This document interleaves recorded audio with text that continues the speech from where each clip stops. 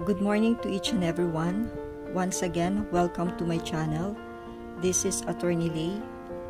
Before we proceed to our discussion, let me say thank you for all those who supported my channel. Please continue to support my channel by watching this entire video and feel free to leave a comment and please subscribe as well.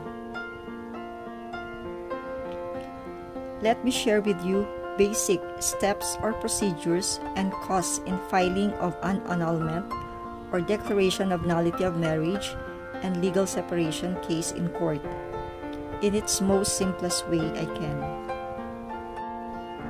The first initiatory pleading that must be filed in court is the so-called petition. Ang unang dokumento na kailangan maisubmit sa korte ay ang petition. The question is, who will prepare the petition?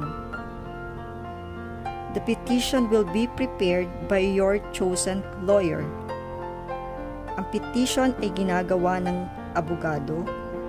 Kailangan mag-consult kayo sa inyong abogado para ma-evaluate ang case ninyo at para makagawa ng petition. What are the documents that needs to be attached in the petition? We have certificate of marriage, certificate of live birth of your children if applicable, sworn certification of residency with house location sketch issued by the barangay. We have sworn statement of counsel of record that she has personally verified the petitioner's residency and that the petitioner had been residing thereat for at least 6 months prior to the filing of the petition. Any supporting documents but not limited to utility bills in the name of the petitioner for at least 6 months prior to the filing of the petition, like electricity bills, water bills, telephone bills, internet bills, and the like. We have government-issued ID or company ID bearing photograph and address of petitioner and issued at least 6 months prior to the filing of the petition. For example, driver's license, postal ID, voter's ID. We have also transfer certificate of title or tax declaration or deed of sale and the like in the name of the petitioner to prove residency requirement of the law. We have psychological report only if applicable, meaning to say, depending on the grounds that you will be using in filing the annulment of marriage. If your ground for filing of annulment, say for example, lack of parental consent, then you don't need this. Or say for example, your ground for declaration of nullity of marriage is lack of marriage license, then certainly you don't need this psychological report.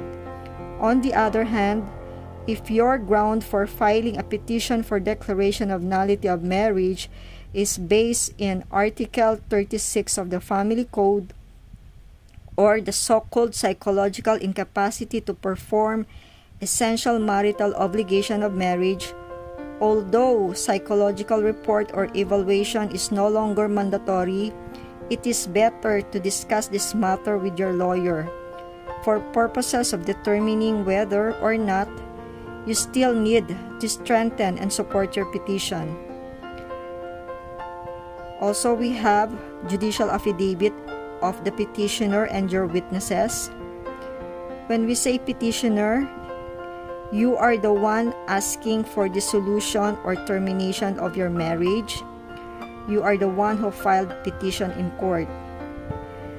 This respective judicial affidavit of petitioner and witnesses should be notarized, and this constitute as the respective direct testimony of petitioner and your witnesses. We have our second step, filing of the petition in court. The petition will be filed in court.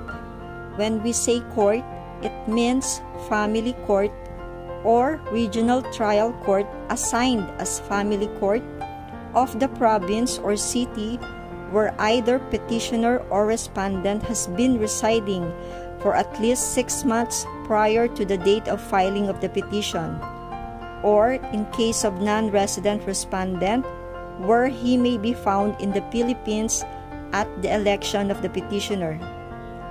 In filing of your petition, you will go to the Office of the Clerk of Court, OCC-RTC, and pay the corresponding filing fee. How much is the filing fee?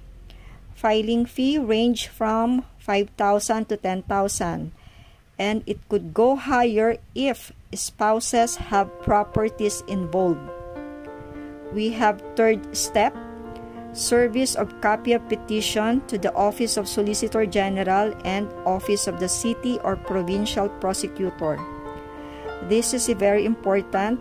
After you have filed petition, you have to furnish or give a copy of petition to the OSG, Fiscal's Office, within 5 days from the date of filing, and submit proof of such service to the court within the same period.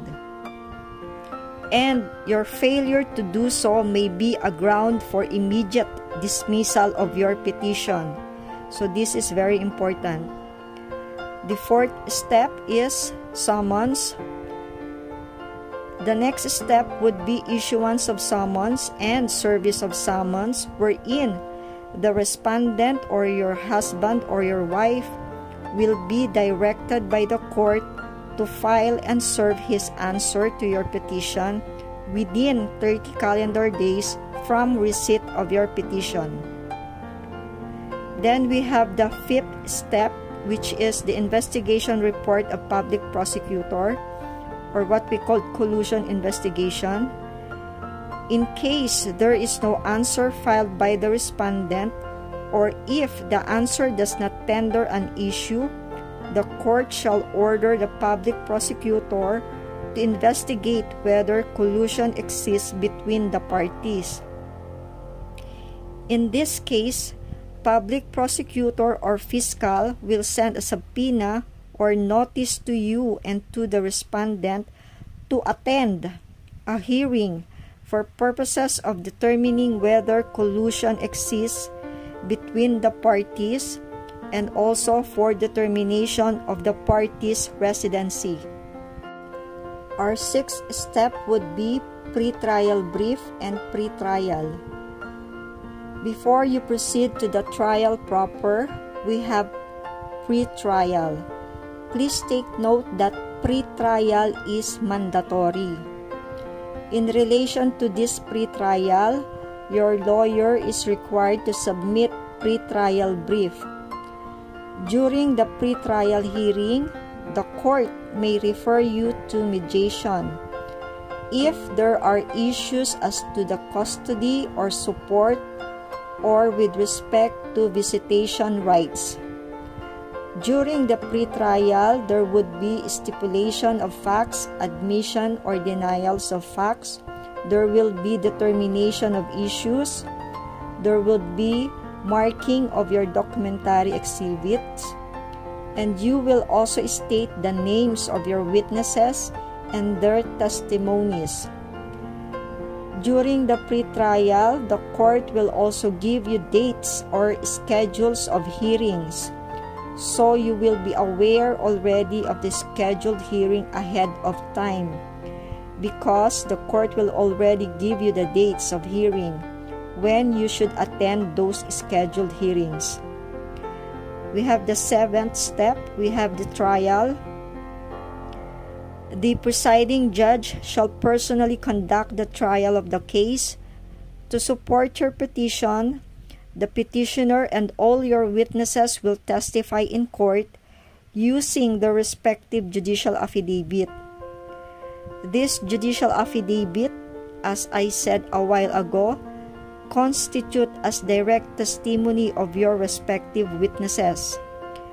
After direct testimony, the public prosecutor or the counsel for the respondent will conduct the so-called cross-examination. And then we have redirect examination and recross examination if needed. During the hearing, the presiding judge may also conduct a clarificatory questions.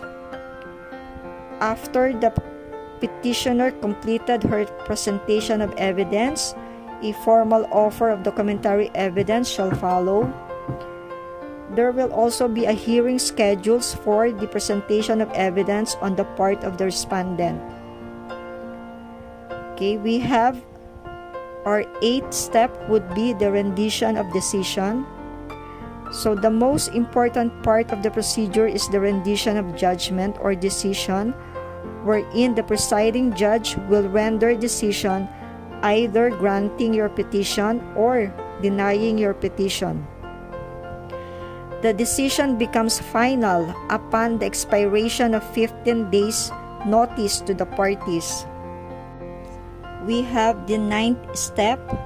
The entry of judgment shall be made if no motion for reconsideration or new trial or appeal is filed by any of the parties, public prosecutor, or the Solicitor General. There shall be registration of entry of judgment in the civil registry where the marriage was recorded and in the civil registry where the family court granting the petition is located, as well as liquidation, partition, and distribution of property of spouses, custody and support, and delivery of presumptive legitim. How about costs in filing annulment of cases in court? In filing a petition for declaration of nullity of marriage, annulment, or legal separation, the cost depends on the circumstances surrounding your case, and it will depend on the following factors. So you have to consider grounds. For example, if your ground in filing of annulment of marriage is lack of marriage license, then the cost will be much lesser as compared to the ground based on psychological incapacity, wherein an expert witness such as psychologists, psychiatrists, although not mandatory, may be resorted so as to strengthen your petition. You have to consider also the properties involved. If in filing of nullity of marriage, annulment, or legal separation involves issues on properties, will have additional costs, unlike in petition when there is no property issues to be resolved. We also have to consider publication costs or expenses.